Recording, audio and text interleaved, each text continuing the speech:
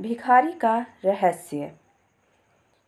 हर दिन एक भिखारी दरवाजे के पास आकर भीख मांगा करता था और घर का मालिक हमेशा घर के बाहर आते ही देख उसे वो वापस चला जाता। कई बार उसके लिए गालियाँ भी बक दिया करता था। वो कहता, तू जिंदा ही क्यों है? पूरी ज़िंदगी ऐसे ही भीख मांगेगा क्या? धरती का बोझ क्यों बना बैठा है? और कभी-कभी उस भिखारी को गुस्से में वह धक्का भी मार दिया करता था।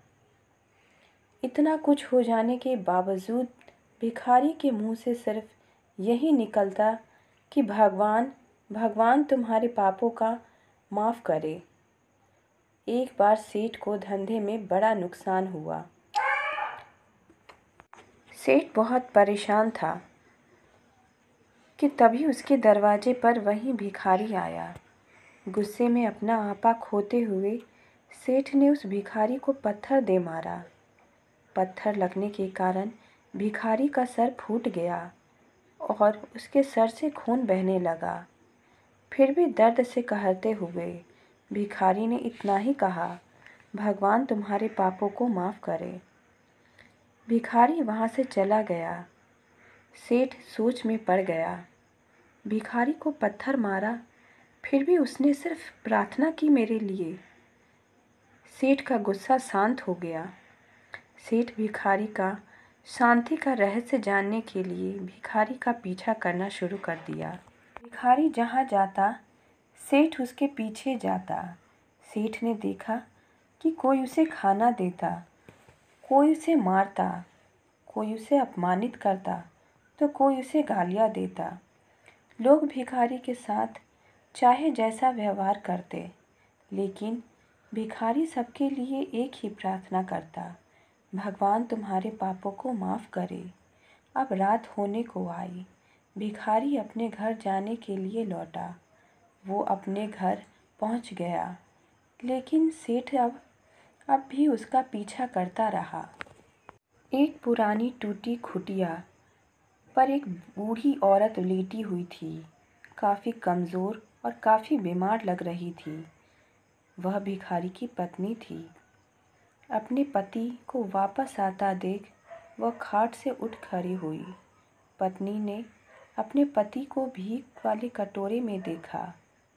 उसमें सिर्फ आधी रोटी, वह भी बासी थी। उसे देखकर वह बोली, आज बस इतना ही मिला? और हाँ, आपके सिर से तो खून निकल रहा है, ये चोट कैसे लगी? बूढ़ा भिखारी बोला, आज बस इतना ही मिला।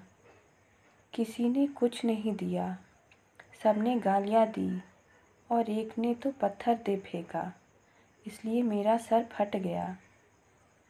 एक गहरी ठंडी सांस लेकर बूढ़ा भिखारी फिर से बोला, यह मेरे ही पापों का फल है। तुम्हें याद है, कुछ सालों पहले हम कितने अमीर थे? क्या कुछ नहीं था हमारे पास। हमारे पास हर चीज़ ज़रूरत से ज़्यादा था, लेकिन हमने कभी दान नहीं किया। और उससे भी बुरा हमने उस अंधे भिखारी के साथ किया, जो हमारे द्वार पर भीख मांगने आया करता था। बूढ़ी पत्नी की आंखों से आंसू आ गए। वह बोली, हाँ, हम उस बेचारे अंधे के साथ बहुत बुरा करते थे, उसका अपमान करते थे, उसके खाने के लिए रोटी की जगह कागज़ दे दिया करते थे, उसका मजाक उड़ाया करते थे और कभी-कभी मारा भी करते थे। मैंने कभी उसको रास्ता नहीं दिखाया। एक बार मैंने उसके मुंह पर मिट्टी फेंक दी थी और वह हमेशा दुखी होकर यही बात कहता कि भगवान तुम्हारे पापों का सज़ा देगा, भगवान तुम्हारे पापों का सज़ा ज़रूर देगा। उसका श्राप सच हुआ और हम इस दुख भरी ज़िंदगी में आ गए। भिखारी बोला, हाँ, उसका श्राप सच हुआ, इसलिए आज मैं किसी को बद्दुआ नहीं देना चाहता। चाहे कोई मुझे मारे या कैसा भी बर्ताव करे, मैं हमेशा उसके लिए अच्छा प्रार्थना करता हूँ।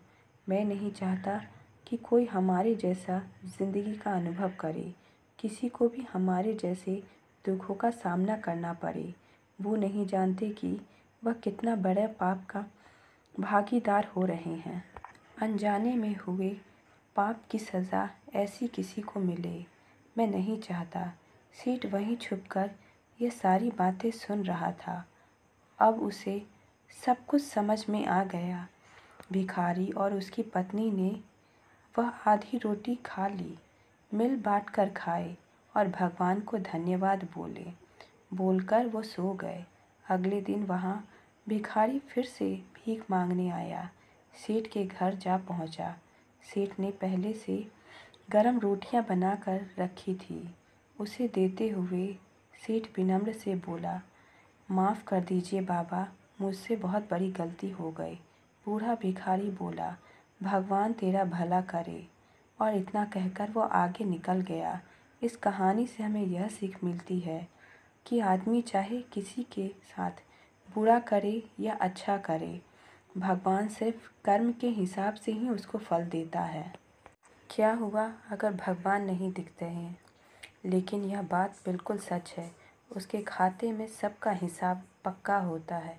इसलिए जब किसी के लिए कुछ भी करे तो अच्छा ही करे, बुरा किसी के लिए नहीं करे। अगर ये कहानी आपको अच्छी लगी हो तो लाइक शेयर सब्सक्राइब ज़रूर करें और अपने कमेंट भी दें।